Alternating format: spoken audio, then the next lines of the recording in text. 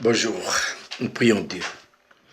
Bien-aimé Tante Père Céleste, nous te recommandons entièrement ce temps, afin que Seigneur, par la puissance de ta vie, tu puisses nous prendre en charge. Nous nous plaçons à tes pieds, le visage contre terre, baisant tes deux mains et tes deux pieds, te louer, t'adorer et t'élever très haut en notre Dieu, car oui, il faut que tu règnes. Le trône est à toi, le marchepied est à nous. Et nous choisissons cette bonne part que personne ne pourra nous enlever. Ainsi nous te louons, nous te bénissons de pouvoir nous confier ainsi à toi au nom de Jésus. Amen. Nous lisons un texte dans l'évangile de Matthieu, chapitre 26. Le parfum répandu sur la tête de Jésus à Béthanie. Comme Jésus était à Béthanie, dans la maison de Simon le lépreux, une femme s'approcha de lui, tenant un vase d'albâtre qui renfermait un parfum de grand prix. Et pendant qu'il était à table, elle répandit le parfum sur sa tête. Les disciples, voyant cela, s'indignèrent et dirent : « À quoi bon cette perte ? On aurait pu vendre ce parfum très cher et en donner le prix aux pauvres. » Jésus, s'en étant aperçu, leur dit : « Mais pourquoi faites-vous de la peine à cette femme ? Elle a fait une bonne action à mon égard. Car vous avez toujours des pauvres avec vous, mais vous ne m'avez pas toujours. En répandant ce parfum sur mon corps, elle l'a fait pour ma sépulture. Je vous le dis en vérité, partout où cette bonne nouvelle sera prêchée dans le monde entier, on racontera aussi en mémoire de cette femme ce qu'elle a fait. » La pensée qui nous retiendra maintenant, c'est le gaspillage. Mais qu'est-ce que ça veut dire gaspiller ? Gaspiller, c'est donner au-delà de ce qui est nécessaire. Je prends un exemple. Vous allez au magasin, vous achetez un article qui coûte 500 francs et vous donnez au vendeur 1000 francs. C'est du gaspillage, puisque l'article ne coûte que 500 francs. Une mère au foyer, elle prend 3 bols de riz pour les cuire pour son foyer. C'est du gaspillage, parce qu'un bol suffit. Les 2 autres, c'est une perte. Un autre exemple, vous avez un ouvrage à faire pour 1 jour.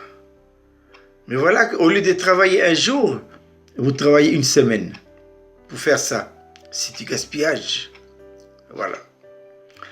Le texte que nous venons de lire ensemble, c'est un texte qui se passe à Béthanie. Béthanie signifie maison de figues. Béthanie se trouve à 2 ou 3 kilomètres de Jérusalem. Jésus venait tout le temps à Béthanie. Et pourquoi venait-il tout le temps à Béthanie ?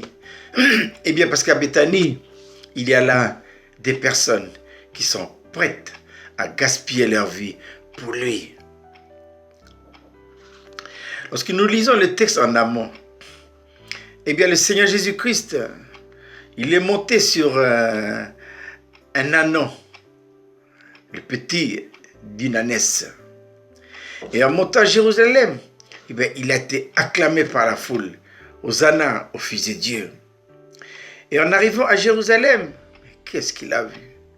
Il a vu à Jérusalem un véritable commerce dans le temple. Un véritable commerce.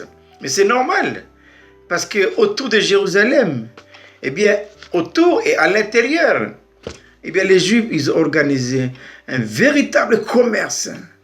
Qu'est-ce que le Seigneur a fait ? Eh bien, lui qui montait à Jérusalem pour adorer, il est monté à Jérusalem pour chercher Dieu. Mais au lieu de trouver Dieu, qu'est-ce qu'il a fait ?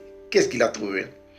Eh bien, il a trouvé une maison qui est transformée en un véritable caverne de bandits. C'est pourquoi, prenant un fouet, eh bien, il a fouetté les vendeurs, il a renversé les tables et l'argent. Il leur a dit, ma maison, c'est une maison de prière. Et vous en avez fait un véritable caverne de bandits. Voilà. Et en sorte, et puis bon, ben, il était là, hein. Il n'avait pas trouvé son bonheur. Il était insatisfait. Et en sortant de Jérusalem, pour se rendre à Béthanie, il a vu là un figuier. Et s'étant approché du figuier pour prendre des figues, il a vu qu'il n'y a pas de fruits. Et qu'est-ce qu'il a fait? Il a maudit ce figuier. Il a dit, aucun fruit ne naît de toi. Et les disciples, ils ont vu comment le figuier a séché. Voilà. La figue, la propriété de la figue, c'est un symbole de la force. C'est un symbole du courage et de la guérison. Voilà. Et souvenez-vous l'histoire du roi Ézéchias. Ézéchias était un grand réformateur. Il a tout réformé, il a brûlé les autels, tout ce que les enfants d'Israël ont fait, les culs de Baal, Astarté, tout ça. Il les a tous mis au feu. Il a véritablement apporté une réforme en Israël. Eh bien, quelques temps après, le Seigneur a envoyé, parce que Ézéchias a contracté une maladie. Donc, le Seigneur a envoyé le prophète Ésaïe pour dire à Ézéchias que donne des ordres à ta maison, car tu vas mourir. Ézéchias s'étant retourné sur son lit, il a prié. Seigneur, s'il te plaît, donne-moi de vivre encore quelques années. Le Seigneur a entendu la prière. Le Seigneur entend nos prières. Quelles que soient nos prières, le Seigneur entend toujours. Il a des oreilles pour écouter. Alors le Seigneur dit à Ésaïe, retourne et dis-lui que je lui accordé encore quelques années. Ésaïe est allé voir Ézéchias et qu'est-ce qu'il a pris? Il a pris une masse de figues. Il l'a appliqué dans l'ulcère. Ézéchias est guéri. C'est pour ça que je vous ai dit tout à l'heure que la figue, c'est le symbole de la guérison, de la force et du courage. Voilà. Et quand on dit Béthanie, Béthanie, c'est la maison des figues. Eh bien, Jésus est rentré. Et en rentrant à Béthanie, il est allé dans la maison de Simon. Et là, une femme est venue. Qu'est-ce qu'elle a fait, la femme? Elle a pris, nous avons lu tout à l'heure, hein, elle a pris, et puis elle a pris un vase d'albâtre qui renfermait un parfum de grand prix. Et qu'est-ce qu'elle a fait? Elle a brisé le vase, elle a répandu le parfum sur la tête du Seigneur. Alors les disciples qui étaient là, et qu'est-ce qu'ils ont dit? Ils ont dit, à quoi bon cette perte? En d'autres termes, dans d'autres versions, il est dit, quel gaspillage! Quel gaspillage! Ah ouais. On aurait pu vendre ça et le donner aux pauvres. Voilà. Les disciples, ils n'ont pas vu ce que la femme a vu. Qu'est-ce que cette femme a vu? Eh bien, elle a vu en Jésus une autre personne. Elle a vu que Jésus, il avait une valeur. Il avait une valeur incommensurable. Il avait vu, par révélation de Dieu, l'importance du Seigneur Jésus-Christ. Et quand il a vu ça, il était prêt à payer le prix. C'est un parfum qui coûte très cher, qui équivaut aujourd'hui au prix du SMIC. Quel est le SMIC aujourd'hui? Je pense que c'est 120 ou 130 000. Alors, prendre 130 000 francs et donner au Seigneur, c'est du gaspillage. Elle a vu la valeur du Seigneur Jésus-Christ. Eux, ils n'ont pas vu. Ils vont le voir après. Mais après la Pentecôte, quand ils recevront le Saint-Esprit, et après avoir reçu le baptême du Saint-Esprit, le Saint-Esprit viendra sur eux.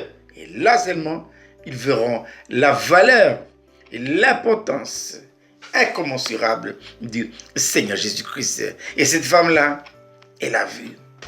et la gaspiller. J'aimerais insister sur le terme gaspillage. Ah oui. Le Seigneur cherche. Il cherche des hommes et des femmes qui sont prêts à gaspiller leur vie pour lui. Voilà. Et c'est pourquoi le Seigneur a dit, on a lu le texte, il a dit quoi? Il a dit ceci. Il a dit, je vous le dis en vérité. Partout où cette bonne nouvelle sera prêchée dans le monde entier, on racontera aussi en mémoire de cette femme ce qu'elle a fait. Qu'est-ce que le Seigneur veut dire par là? Le Seigneur voudrait dire que là où cet évangile sera prêché, le Seigneur cherche au travers de cette prédication un impact qui va produire chez les hommes et les femmes cette pensée de faire quoi? Eh bien de perdre pour le Seigneur. Que dit l'apôtre Paul dans sa lettre aux Philippiens? L'apôtre Paul dit ceci: Seigneur Jésus, à cause de toi, j'ai accepté de tout perdre. Et il dit également, je regarde à cause de l'excellence de la connaissance du Seigneur Jésus-Christ, je regarde toutes choses comme de la boue. Et que fit Moïse? Moïse, il regarda l'opprobre de Christ comme une richesse plus grande que tous les trésors de l'Égypte. Quand le Seigneur nous révèle la valeur incommensurable du Seigneur Jésus-Christ, eh bien, nous sommes prêts à payer le prix. Le Seigneur cherche. Il cherche des hommes et des femmes. Il est en expectative pour voir quelle est la personne qui va s'offrir à lui. Quelle est la personne qui va se livrer à lui. Ce Seigneur cherche une vie qui est décidée à perdre pour le Seigneur. Ah oui, mourir pour vivre, perdre pour gagner. Que dit Esther? Lorsque Mardoché a dit à Esther, va voir le roi Assyrus. Esther avait dit, ça fait déjà un temps que je n'ai pas été le voir. Mais elle va au risque de sa vie. Et qu'est-ce qu'elle a dit? Elle a dit, et si je dois périr, alors je périrai. Maintenant, quel est l'élément en vous et en moi qui doit périr? Eh bien, c'est la vie naturelle. C'est la vie naturelle que nous avons héritée de nos pères. Cet élément vicié qui se trouve ça dans notre âme. Et qu'est-ce qu'il faut faire? J'aime cette citation de Washmani qui disait ceci: livrer à la mort cette vie de l'âme. Voilà dans le chemin qui conduit au sommet de la spiritualité. Que le Seigneur bénisse sa parole et qu'il trouve en vous et en moi cet esprit qui est prêt à gaspiller notre temps pour le Seigneur. Le message de la croix, c'est le message du gaspillage. Ah oui, il faut gaspiller. Et pourquoi? Parce que le message de la croix, c'est une folie pour le monde. Et pourquoi c'est une folie? Parce que la croix met de côté. La croix, il est prêt à gaspiller ce qui vient de la vie naturelle. Et c'est important. Parce qu'une mesure de gaspillage correspond à une mesure de vie. Voilà. Il n'y a pas plus de gaspillage que de vie. Gaspiller. Gaspiller pour qui? Gaspiller pour la bonne cause. Gaspiller pour le Seigneur Jésus-Christ. Que le Seigneur trouve en vous et en moi des hommes et des femmes qui soient prêts à gaspiller leur vie. Nous prions Dieu. Bien-aimé ton Père Céleste, bénis ta parole. Seigneur, donne-nous des grâces d'être des hommes et des femmes qui sont prêts, ô notre Dieu, à gaspiller notre vie pour toi. Ainsi nous te louons, nous te bénissons de pouvoir nous confier ainsi à toi. Au nom de Jésus. Amen.